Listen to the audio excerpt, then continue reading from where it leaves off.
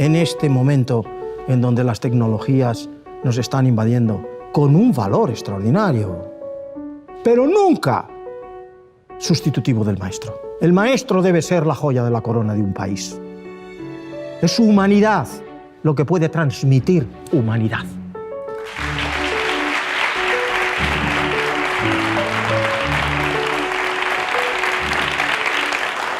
Muchas gracias, buenas tardes. Es un placer estar aquí, si me lo permitís, con todos vosotros. Mi nombre, ya lo sabéis, es Francisco Mora Teruel y soy profesor de Fisiología Humana en la Facultad de Medicina, aquí hasta hace muy poco, en la Universidad de Iowa, en Estados Unidos.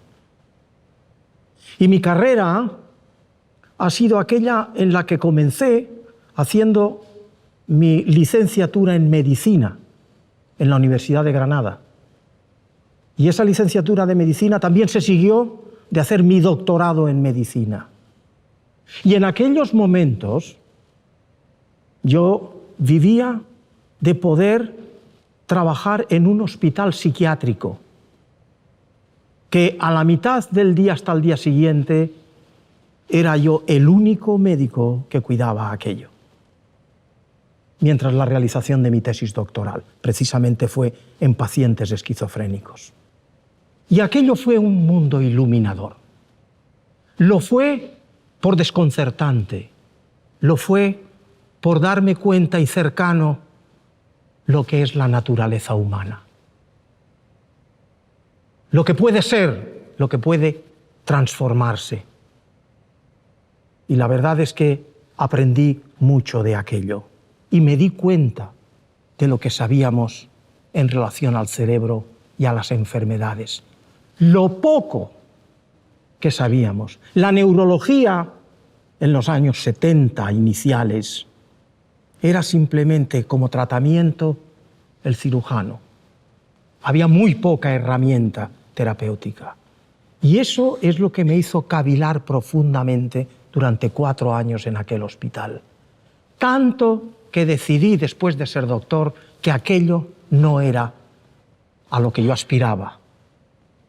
Ni ser psiquiatra ni ser neurólogo en un mundo donde no podía hacer nada por mejorar la situación de esos pacientes. Y eso me llevó a una universidad en aquel momento de más prestigio en este país, que era la Autónoma de Madrid. Opté por una muy prestigiosa, en aquel momento la única beca que había en España para ir a la Universidad de Oxford. En aquel momento la 1-2, junto con Cambridge, del mundo. Y allí fue donde decidí hacer una segunda tesis doctoral.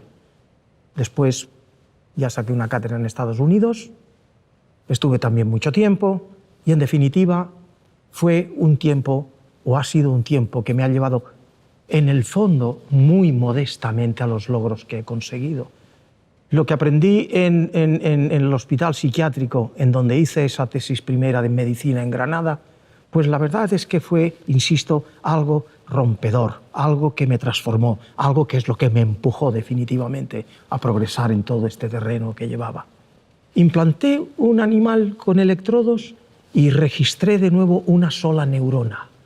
Una neurona que ustedes, algunos, si no lo saben, lo digo, se transforma en sonido y su disparo es como un canto. Pop, pop, pop, pop, pop, pop, pop, pop, pop, pop, pop, que cuando recibe estímulos específicos, según donde se esté en el cerebro, o bien desciende el disparo o bien aumenta el disparo.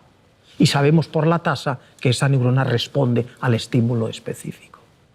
Pues bien, en monos rhesus posiblemente fue la primera vez en el mundo que alguien estaba viendo cómo el disparo de esa neurona en áreas de registro del cerebro que tienen que ver con el placer, con la recompensa, se modificaban en un animal que estaba hambriento y lo estuve alimentando para que pasara a saciedad.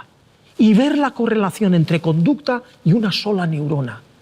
Estaba tan ensimismado que no me di cuenta que era la Nochebuena.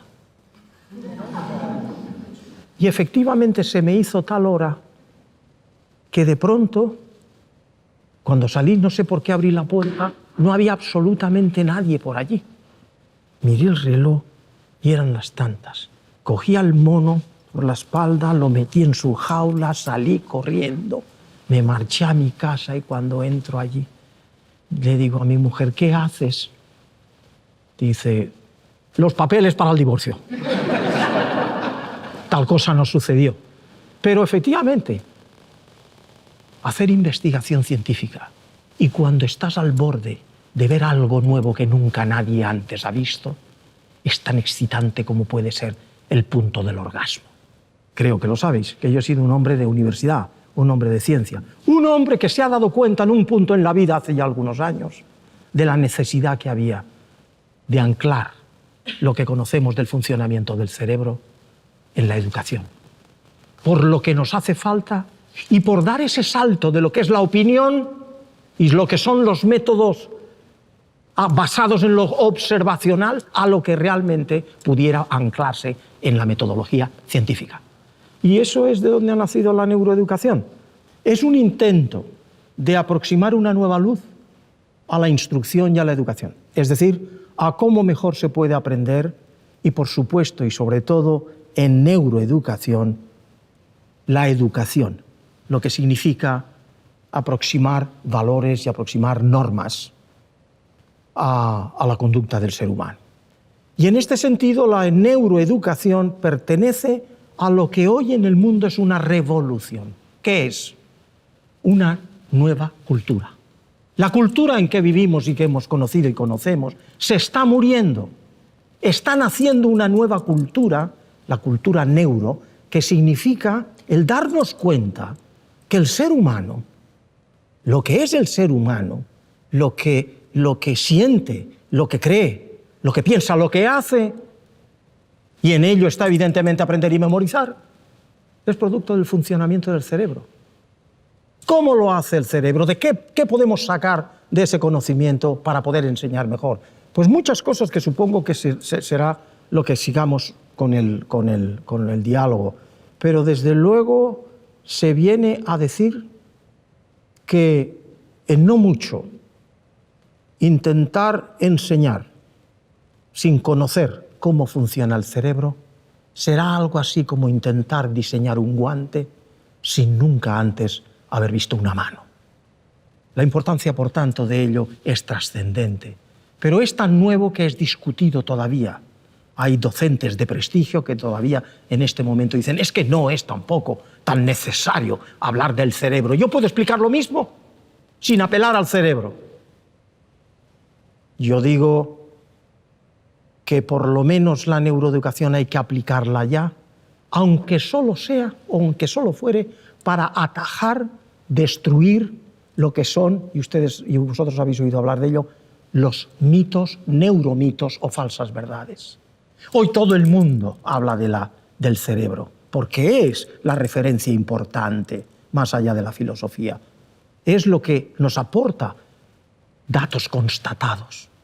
Y cuando hablamos así, hablamos de que podemos hablar de la memoria, del aprendizaje y de la memoria. Podemos hablar, insisto y lo repito, de valores y normas. Pero podemos hablar ya con fundamento de lo que significa y el valor que tiene la atención.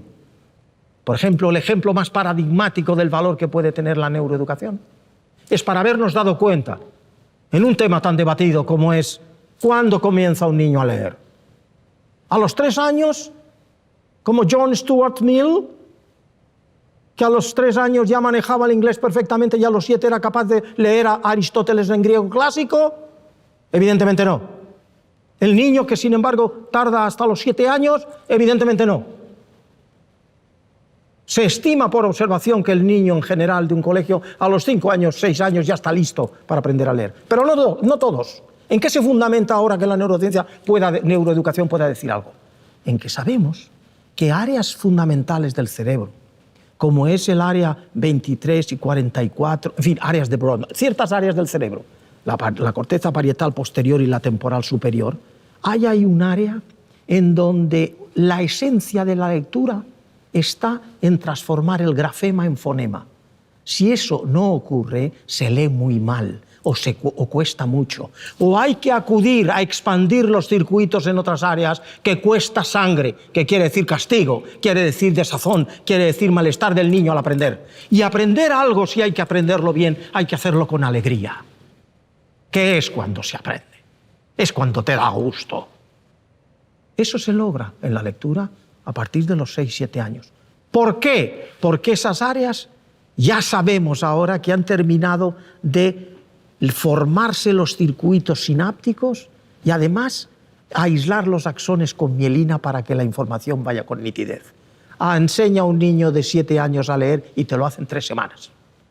Frente al niño que sí tiene y no está preparado porque tiene inmaduras esas áreas, a los 4, no solo hay que castigarlo, es que hay que atacarlo en el sentido de venga que no tal.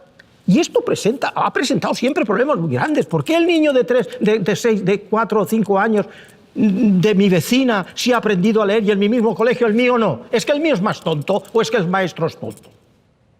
Pues no, se puede deber, y de hecho es cuando ocurre normalmente, a que esas áreas no están maduras en uno y en el otro sí.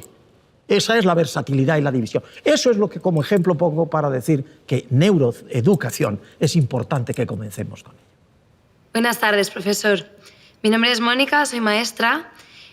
Parece que últimamente todo el mundo habla de inteligencia emocional, que se ha puesto de moda, y me gustaría saber, desde el punto de vista de la ciencia, qué aportan las emociones al aprendizaje.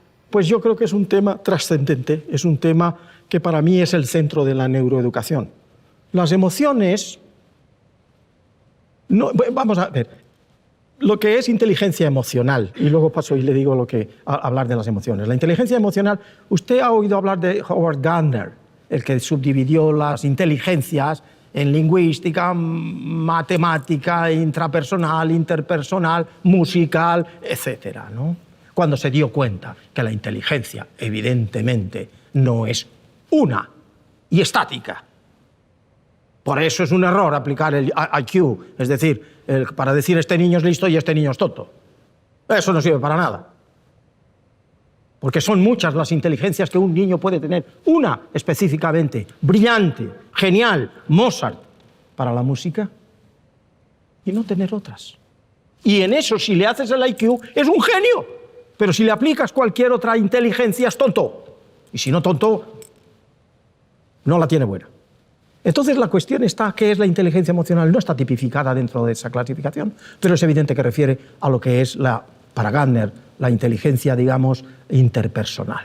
Es la capacidad empática que decimos, la capacidad de intuir en el otro lo que dice, cómo lo dice, y el otro ver en ti una cara de, digamos, placidez, una cara de aproximación, una cara de esfuerzo en querer entender lo que dices, una cara en la que prácticamente en pocos minutos puede existir un algo misterioso, que es lo que hace que haya una transferencia emocional.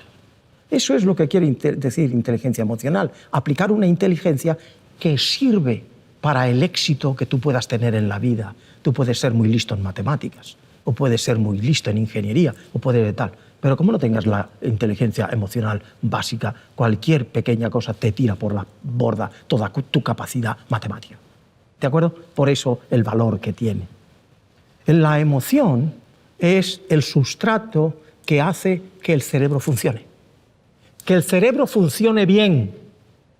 La gente todavía piensa, y piensa porque lógicamente no es neurobióloga, que la emoción es aquella reacción que te hace, pues eso, que cuando aparece alguien a atacarte, pues tú puedes reaccionar de 3 formas distintas, que son lo que los ingleses llaman fight, flight, fright, que es, si te atacan, te defiendes con la lucha, o bien echas a correr, o bien te escondes.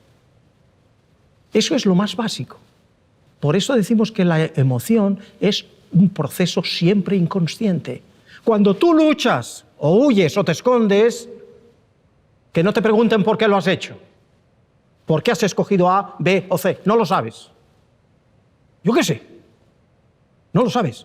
El cerebro ha trabajado por ti inconscientemente y lo hace por el camino que mejor sabe con seguridad que va a salvaguardar tu vida.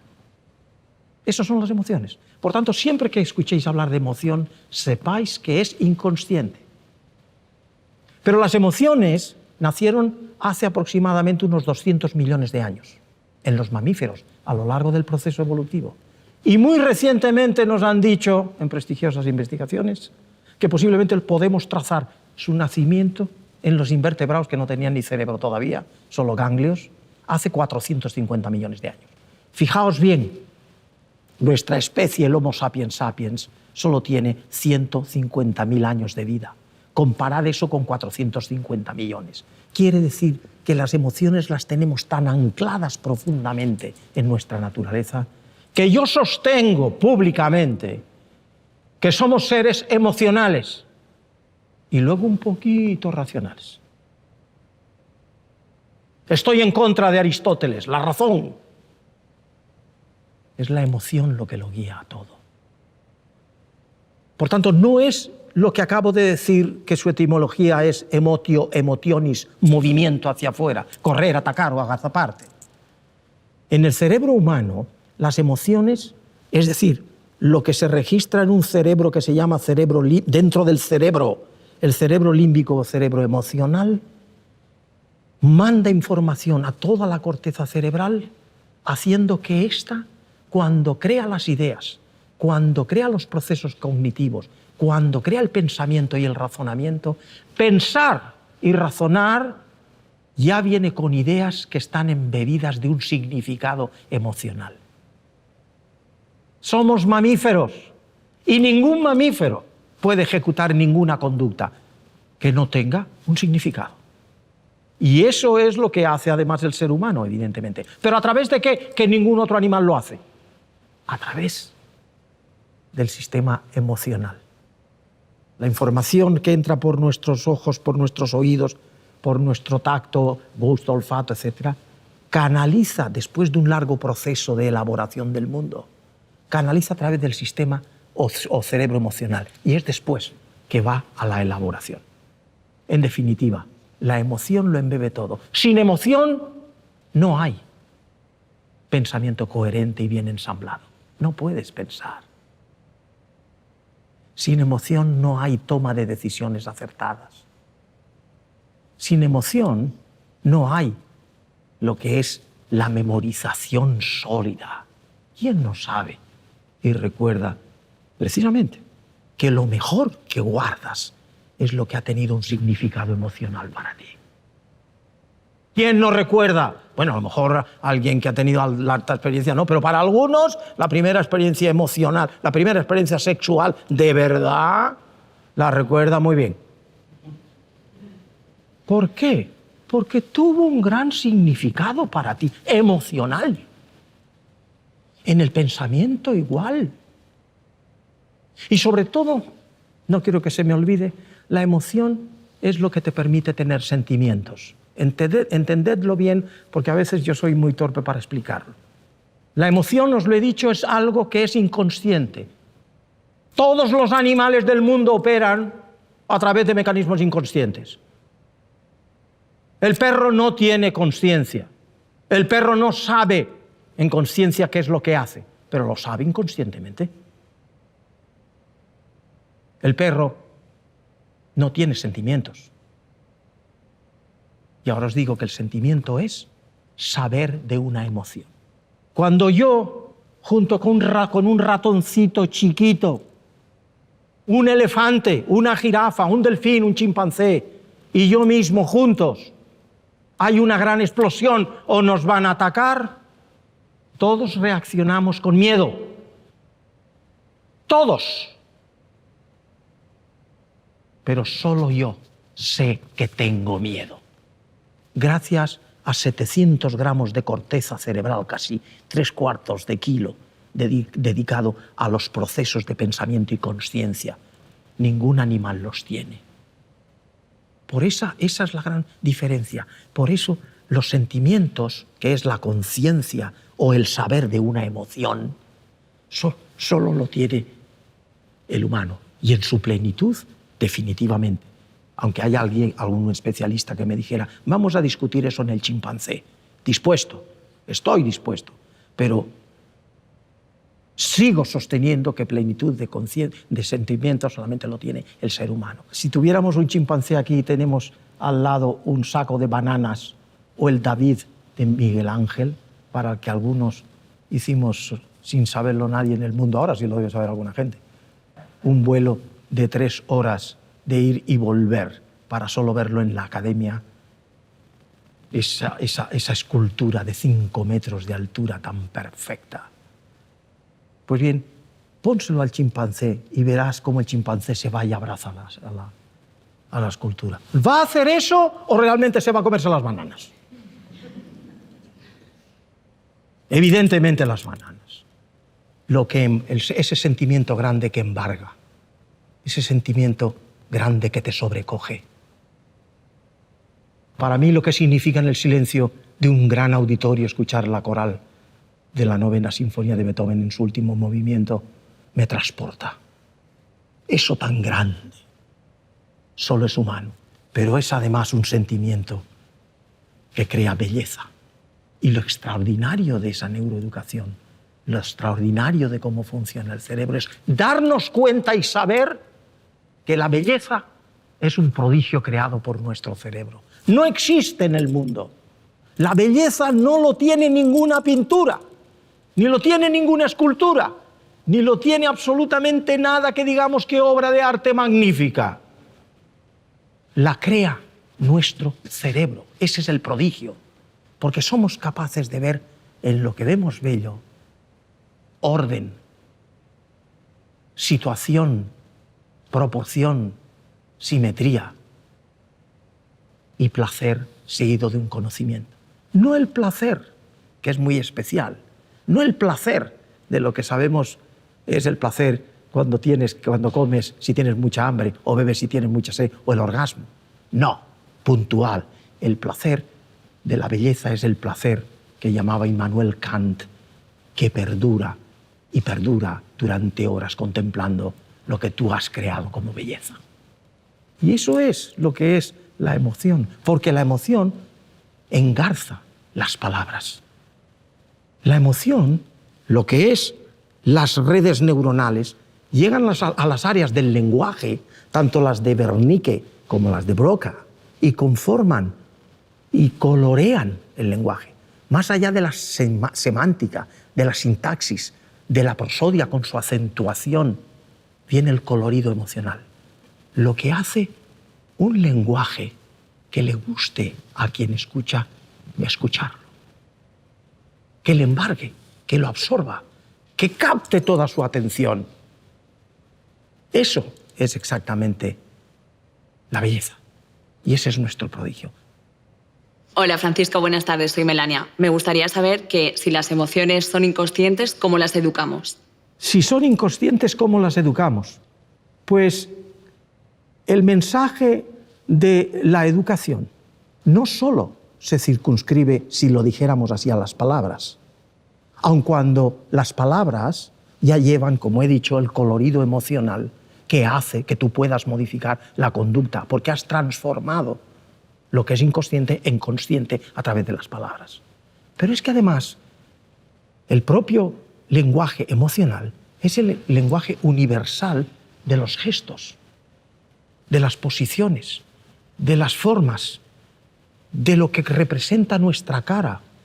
Nuestra cara es un mundo, realmente un mapa simbólico de mensajes. Nosotros tenemos unos 19-20 músculos en la cara, con la característica además de que cualquier otro músculo del cuerpo nosotros sabemos cómo lo tenemos, contraído, relajado, y es lo que nos permite saber cinestésicamente cómo tenemos la pata, iba a decir, la pierna. Los músculos de la cara carecen de los sensores fusimotores, carecen de los sensores que miden esa contractura. Y por tanto el ser humano, en esos 19 o 20 músculos, no sabe nunca cómo pone la cara. Por aprendizaje o por mirarse él al espejo, ha aprendido, sí, qué cara es y sabe que eso es tristeza, eso es alegría, o los 8 tipos de caras que representan 8 emociones. Hoy conocemos más de 32 tipos de emociones expresadas en la cara, cuando se puede mirar con finura. Eso es un mensaje. Y eso se puede educar a través del simbolismo de esa expresión, pero fundamentalmente, insisto, a través de, naturalmente, las palabras, porque las palabras vienen vehiculizadas, vienen alimentadas, vienen coloreadas por el sistema límbico que los provee de esa emoción, haciéndolo consciente. O sea, que esa medida es posible. Pero, insisto, las emociones es que no tiene así en principio el control, más allá de lo que se instrumenta a través de lo que se expresa, sean valores y normas. Y eso son palabras.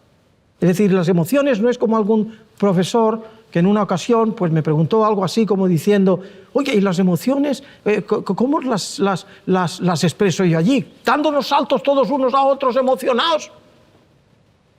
Digo, hombre, no, eso no es la emoción en el ser humano. La emoción en el ser humano es algo mucho más complejo. Es algo que se vehiculiza dentro del cerebro para conformar todas las funciones con expresión de esas propias funciones. Y si es en el lenguaje también. El lenguaje tiene brillo que lo da el colorido emocional que seas capaz de darle. Por eso cuando aprendes una lengua nueva, dependiendo del universo, que podríamos estar aquí hablándolo 3 horas acerca del valor del bilingüismo o el trilingüismo, y dependiendo de qué edades se aprenden a lo largo de una escala, puedes llegar a qué niveles, desde la sintaxis a la prosodia y desde luego comenzando por la semántica. Y que sabes perfectamente que hay ventanas plásticas que se abren y se cierran, que si se cierran nunca más podrás expresar colorido emocional en una lengua. Un japonés no lo podría hacer después de los 11 meses porque ha perdido la capacidad de pronunciar la R y por eso habla con la L. Pero en los niños normales y en el mundo occidental, entre el inglés y el español, pues el colorido emocional se pierde aproximadamente a los 12 años, luego ya absolutamente hay un acento muy marcado y mucho antes en cuanto a la acentuación que llamamos prosodia. Quiero decir, es un mundo complejo, pero creo que puede iluminarles acerca del significado que tiene la pregunta que usted me ha hecho. No sé si la he contestado oportunamente. Hola Francisco, yo soy maestro de escuela y cada vez veo más difícil la atención en los chavales. Me resulta muy difícil que ellos capten todo lo que yo quisiera y creo que es muy importante eso hoy en día y quería ver si me puede recomendar algo para mejorar la atención en las aulas, pero también en casa, con los padres. Gracias. Pues muchas gracias porque creo que es una pregunta central dentro del tema que nos ocupa. En instrucción, evidentemente, la atención es el proceso cerebral fundamental. Sin atención no hay aprendizaje ni memoria. Y la atención tampoco es aquello, y por experiencia, si algunos sois maestros, pues aquello que puedas salir al colegio y decirle, y estás viendo que Pedrito está viendo la mariposa, y dices, Pedrito, préstame la atención que es importante lo que te enseño en la pizarra. ¿Vale? Y te vuelves a la pizarra y te vuelves otra vez. Pero Pedrito, no te he dicho que prestes atención. Y te vuelves y otra vez. El ejemplo, lo difícil que es. Lo principal es darnos cuenta que hay que prestar o ayudar o saber, aunque hablaremos, si usted quiere, si quieres, de los procesos cerebrales de la atención, menos de la atención y más ver cómo podemos abrir esa atención. Y eso es la curiosidad. Maestro, no seas berzas. Si Pedrito es normal y no te presta atención, reflexiona y piensa que posiblemente es tremendamente soso lo que le estás enseñando.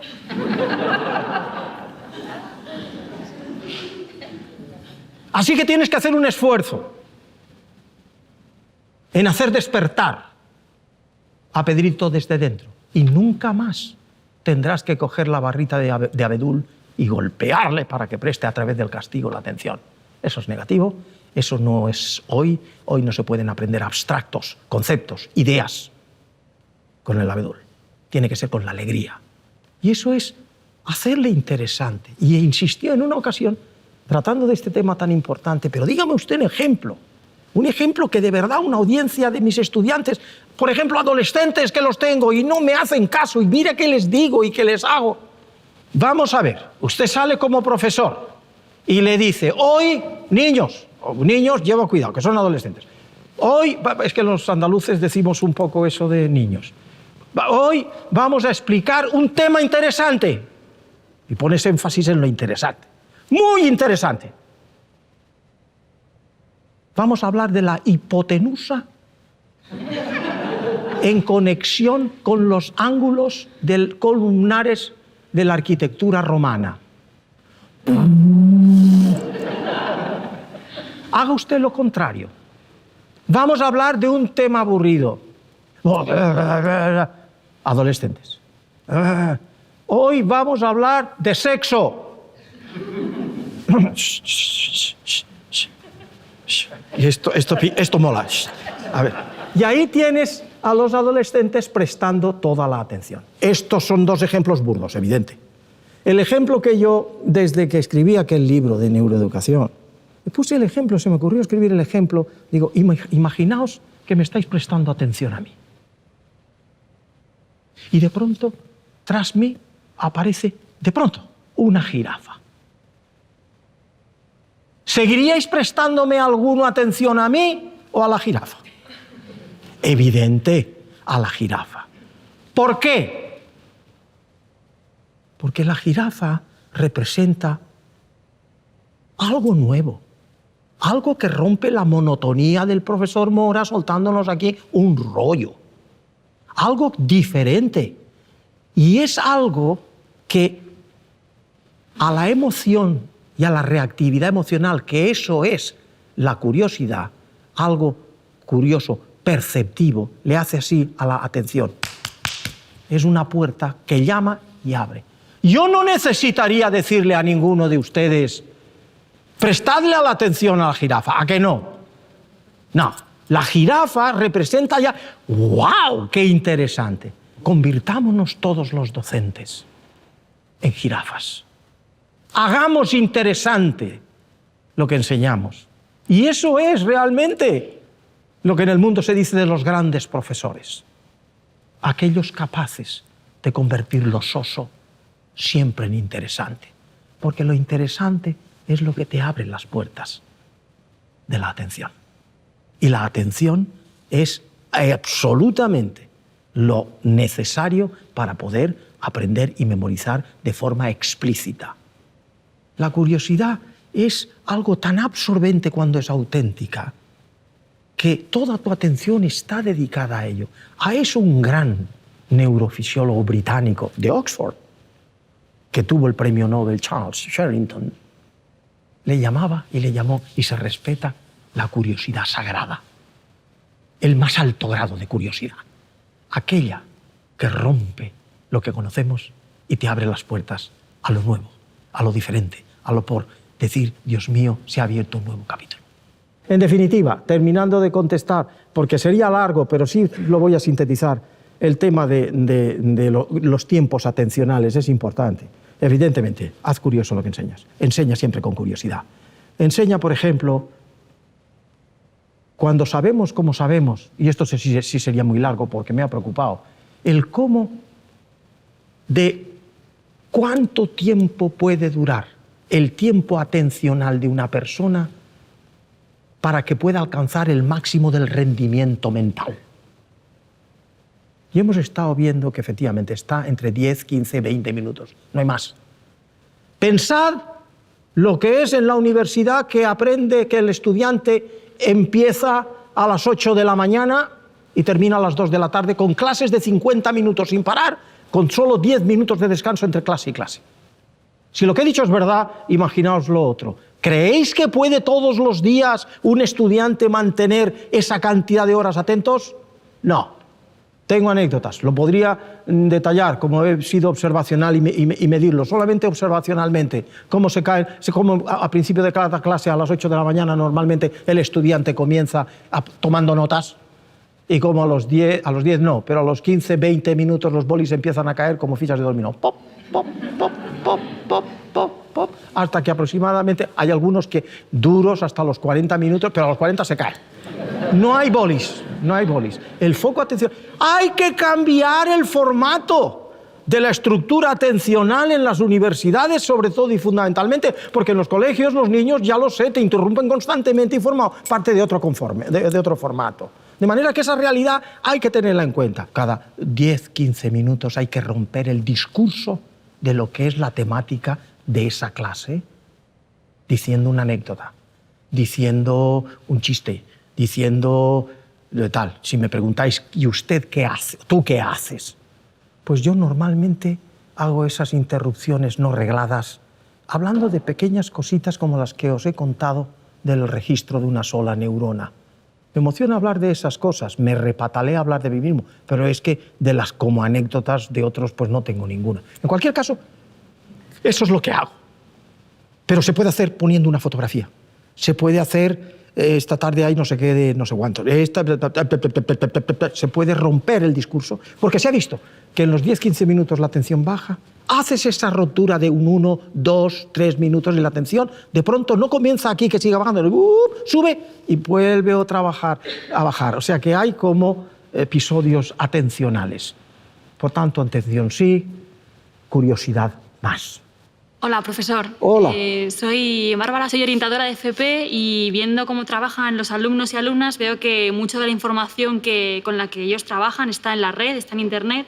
Y mi pregunta va en esa línea: ¿cuál es la figura de los maestros y maestras hoy en día, si son importantes, y cuál es su función en la educación de estos estudiantes?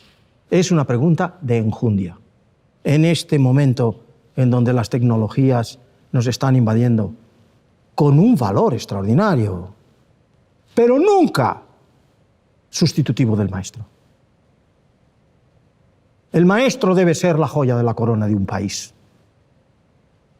Es su humanidad lo que puede transmitir humanidad. No lo esperes nunca de una máquina, no lo esperes nunca de un tablet.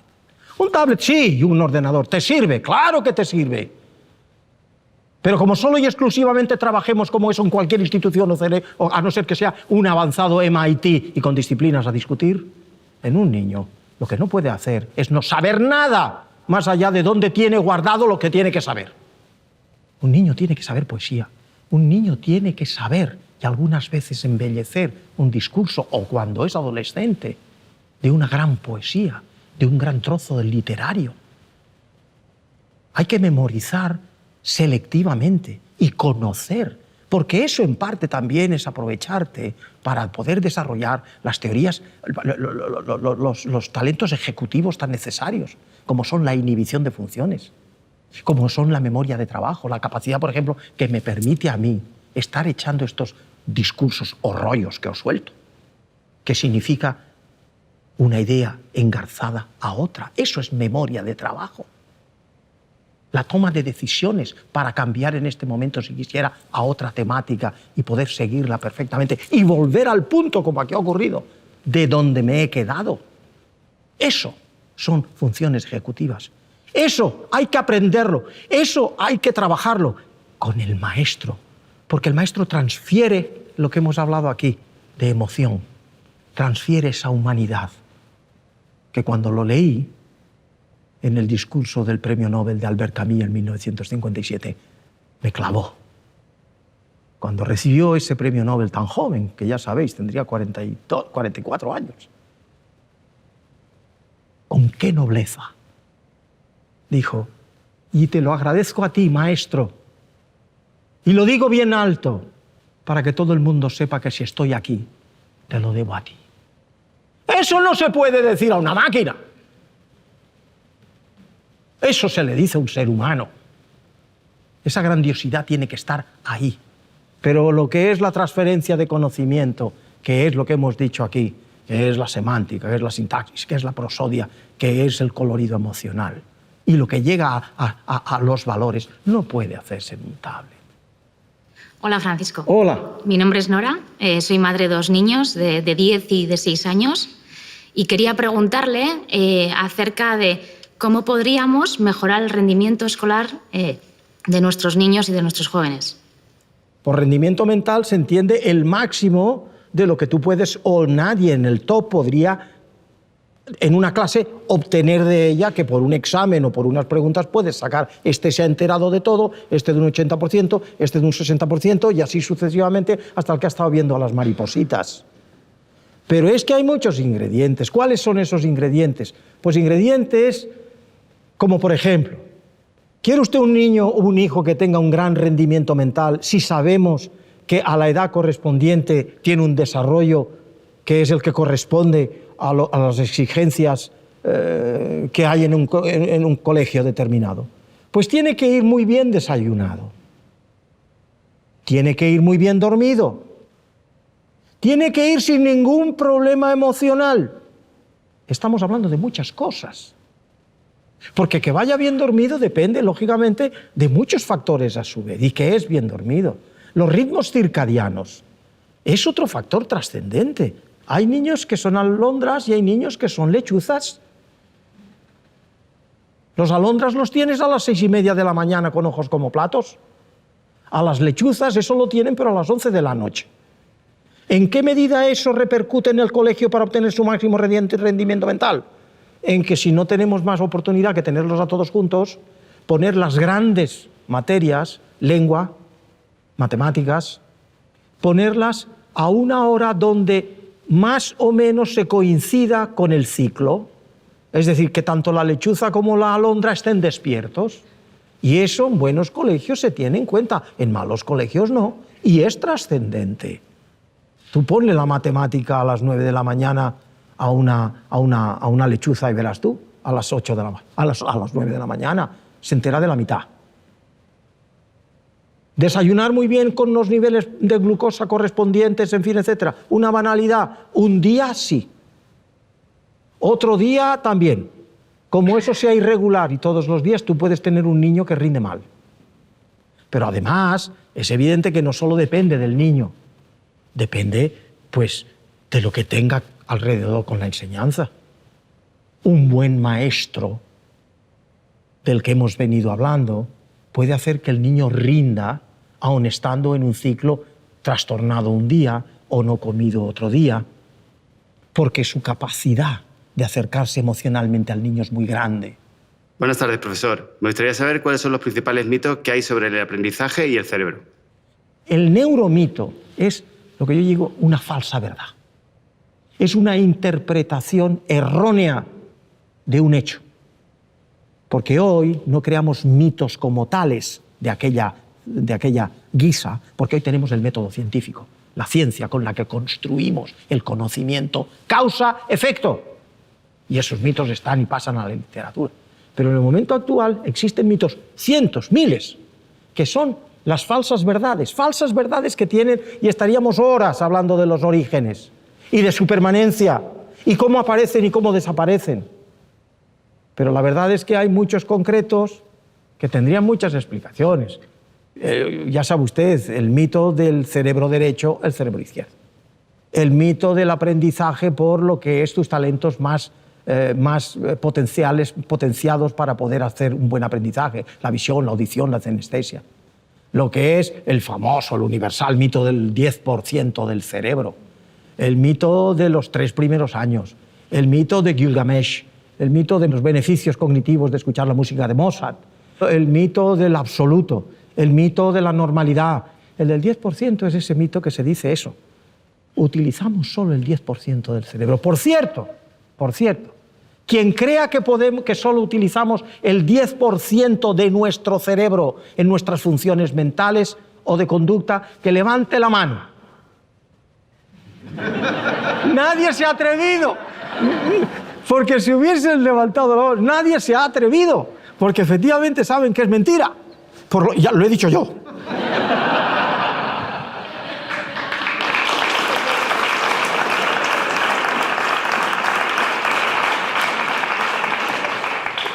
Tiene una larga historia. Lo vamos a hacer breve porque tampoco lo merece más. Pero sigue vivo. Y los responsables de ellos, de todo eso, es los medios. En definitiva, están ahí porque, miren ustedes, cuando alguien ha venido y está en casa, llama al vecino Antonio, que sabemos que lo han operado y le han quitado media corteza cerebral. Y dice, Paco, ¿cómo estás? Hombre, Antonio, has venido al hospital, ¿qué tal? Y yo sabiendo tú que ya ha ocurrido eso. Ah, pues sí, me han operado y estoy muy bien. Me quitaron el tumor y estoy estupendo. Bueno, si charlas un rato y cuando cierras la puerta... ¿Y para qué servía el medio cerebro que le han quitado? No lo necesitaba. Y es una persona inteligente como yo, una persona capaz. Quiere decir que no utilizamos... Cuando eso se ha hecho experimentalmente también, se ha hecho en primates, en resus, en monos, y en los bosques de la Nayef en su momento se les quitaron trozos importantes del cerebro. Ese mono, cuando vuelve a su jaula, lo que es comer, lo que es beber, lo que es montar a la hembra, lo que es hacer algunos juegos fáciles, no se le nota que se le quitó. Pero si a ese mismo mono lo sueltas en una selva recogida, evidentemente bajo control, que tiene que buscarse el alimento y tiene que luchar y tiene que perderse, y a los 3 días aparece muerto. Necesitamos el 100% de nuestro cerebro para ser quienes somos. La cuestión está únicamente en darnos cuenta que las altas funciones cognitivas no están localizadas en un punto, en otro, aquí o allí. Que si ablacionamos esa parte, la persona quedaría completamente exenta, quedaría eliminada de poder, evidentemente, expresar esas funciones, puesto que no las tiene. El cerebro no funciona con códigos de espacio, localización de las funciones, en muy pocas ocasiones tal es así. Las altas funciones cognitivas son funciones de códigos de tiempo, que significa que todo lo que yo pienso, siento, creo o hago está distribuido en funciones cuyo código, insisto, expresión de esa función, es el tiempo con el que corren los potenciales de acción por muchas y diferentes áreas del cerebro. Por tanto, la ablación de una de ellas casi no afecta, a no ser que sea masiva, a lo que realmente es la función. Buenas tardes, profesor. Hola, Mi nombre Laura. es Laura y quería hacerle una pregunta. Es acerca de su libro Neuroeducación. En el libro insiste en la importancia del deporte, de practicar deporte mientras somos niños para el buen desarrollo en la edad adulta. ¿Nos podría explicar, por favor, desde el punto de vista de la neurociencia, a qué se debe esto? Hacer ejercicio físico aeróbico todos los días, que significa consume el oxígeno a medida que los necesites y no quedarte en débito de oxígeno, es el remedio más fascinante para mantener una salud cerebral y corporal de película. Los beneficios de eso en el cerebro, como reminiscente de lo que he dicho como historia, se ha podido demostrar en que quien hace ejercicio físico aeróbico todos los días aumenta el número de neuronas nuevas en el cerebro en áreas que tienen que ver con aprendizaje y memoria, como el hipocampo. Eso no lo sabía Ramón y Cajal. No es de risa, me refiero que es verdad. No lo sabía Ramón y Cajal. Nunca, y lo tengo escrito en mi libro Cómo funciona el cerebro, el parágrafo que manifiesta que nunca en mamíferos ha habido, hombre sí, en anfibios, en las lagartijas, todo eso sí, pero en mamíferos, de lo cual nosotros desde hace 200 millones de años pertenecemos, no. Pues crecen neuronas nuevas y su número está en función y dependencia de la cantidad de ejercicio físico aeróbico que realices. En estas personas aumentan los vasos sanguíneos nuevos. Los vasos sanguíneos aumentan en largura y, por tanto, el tracto circulatorio, la sangre transportando oxígeno y nutrientes, llega a más partes que antes no llevaba bien. Aumenta el número de sinapsis y contactos neuronales. Aumentan los árboles dendríticos. Es de un beneficio extraordinario con su repercusión evidente en lo intelectual y cognitivo en el colegio. Y de eso nos hemos dado cuenta. Por eso lo importante que es y consiste en hacer que todos los niños, los medios niños, los juveniles, los adultos y los viejos hagan ejercicio físico aeróbico constantemente. Hola, Francisco. Hola. Las personas que tratamos con adolescentes vemos cómo frecuentemente se lo cuestionan todo. e incluso se cuestionan sus propios valores, valores que se les han inculcado desde pequeños. ¿Esto es normal y cómo crees que se les puede ayudar desde casa y desde la escuela? ¿Esto es normal? Pues hay un mito que habla del concepto de normalidad. La normalidad no existe. La normalidad cerebral, que podríamos decir este cerebro es normal y este cerebro no, eso no existe. No hay ningún cerebro de los más de 8.500 millones que ya pueblan la Tierra de seres humanos. 8.000 millones de seres humanos. No hay ninguno idéntico en el cerebro, ni en la conducta. Y si me apuran, ni en la nariz, ni en la oreja, ni en el orejo, ni en ninguna parte. Pero desde luego en el cerebro particularmente. Y no hay ningún diseño que nos permita decir este es normal y este no es. Normalmente se acude a la normalidad en referencia a la conducta. Este está loco de remate. Este tiene que tener un cerebro agujereado comparado al que no tiene los síntomas. Pero cuando ves los cerebros, no. El mundo de eso es tan complejo que hay enfermos de Alzheimer que cuando mueren miras la patología y no tienen ninguno de los daños. Y hay personas normales que mueren efectivamente teniendo patología de Alzheimer y nunca lo han demostrado, en definitiva. Por tanto, hablar de un adolescente que es el adolescente que de alguna manera, bueno, pues es la rebeldía, es con los valores, como me has mencionado, es aquel contestatario. Conforma, sí es cierto, un periodo de la vida en la que tras la invasión, la varaunda de hormonas, ha transformado y transforma el cerebro. Un cerebro que se está reajustando en las conexiones de las neuronas.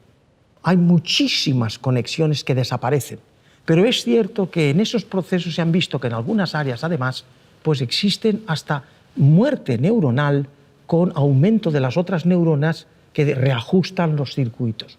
Es un cerebro en reajuste.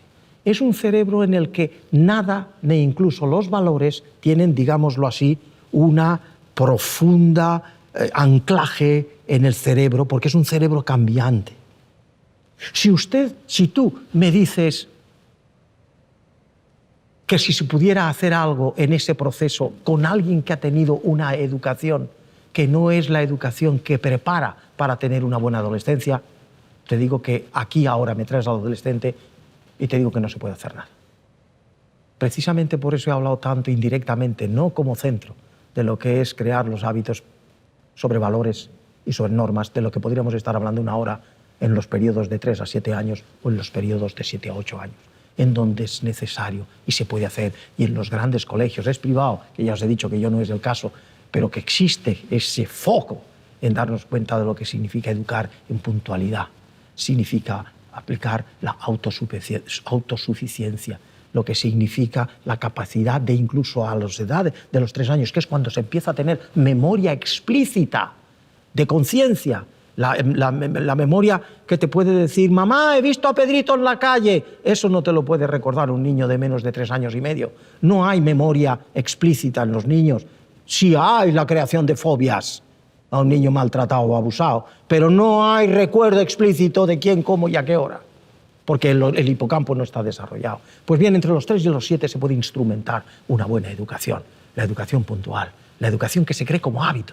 Y entonces a donde voy con todo esto es que el adolescente tenemos que crearle hábitos desde pequeño, pero también esa estructura que significa mental llegar a que tenga complacencia, porque uno de los fallos que tienen los adolescentes es que adolecen de recompensas. Siempre se sienten que no han tenido el placer suficiente, la recompensa suficiente por lo que hacen. Necesitan tener aplauso. Y eso no existe en nosotros, o por lo menos no existe en general a esa edad. Y por tanto siempre están en querencia de ellos. Por tanto, cuando llegas a esa adolescencia con esos nuevos, con los valores, ¿qué valores se pueden poner cuando el adolescente nuevo llega allí?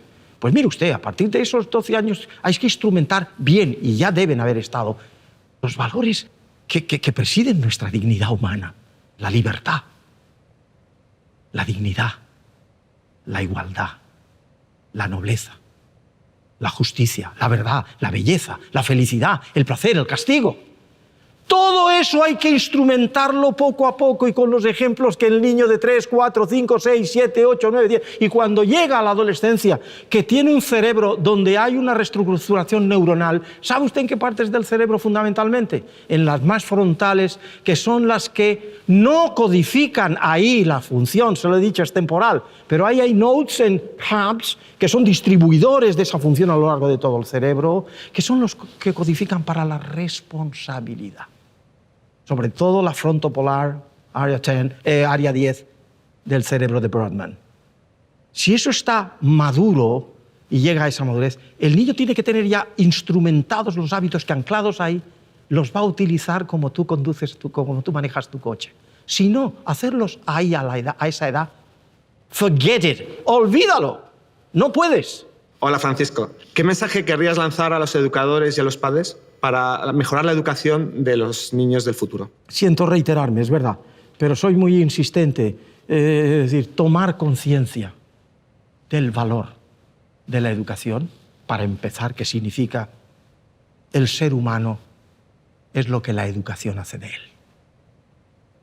Tan es así que si hoy cogiésemos en tu colegio o en tu familia o tú adoptaras un niño de la antigua Roma, 2500 años, o un niño del Paleolítico Superior, 10.000, 12.000 años, y nada más nacer, lo trajésemos, posiblemente el maestro en el colegio no sabría distinguirlo de un hijo mío.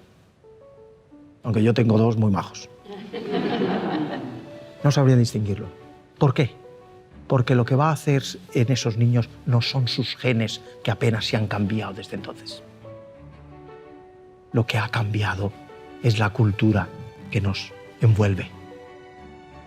Somos lo que somos por esa capacidad plástica que tiene el cerebro de transformarse con las palabras, con la emoción, con los sentimientos.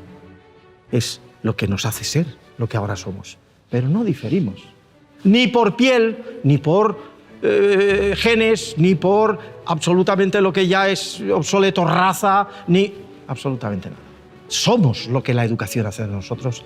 Debiera tener un punto de inflexión en un país como este, en donde, como yo digo tantas veces, el deporte nacional es el fútbol. La mitad a lo mejor diríais que sí, ahora que tenemos los mundiales. Yo digo, no. El deporte nacional es engañarnos los unos a los otros. Es lo que hacemos cotidianamente, lo más deshonesto que puede haber. No digo que no guardemos nuestra intimidad, no estoy diciendo eso, pero sí que guardemos la intimidad de todos, con respeto, y creándonos y respetando lo que nos hemos dado como convivencia. Eso no existe aquí. Aquí el que más y el que menos todavía está diciendo, venga niño, sé listo y trata de... Mira, a ver... Principios sólidos, básicos, que sean hábitos. Eso es lo que yo requiero para un pueblo como el nuestro, un pueblo en el futuro, en donde no tenga que pensarse cuándo ponemos al niño qué va, sino instrumentarlo, creando el hábito que nos haría mejores. Mejores ciudadanos, mejores, a mayor mejoría como valor, mayor capacidad de seguir adelante en todo lo que signifique la ciencia, en todo lo que signifique el conocimiento, en todo lo que signifique el respeto. Se me ocurre pobremente decir nada más. Eso es lo que se me ocurre. Gracias.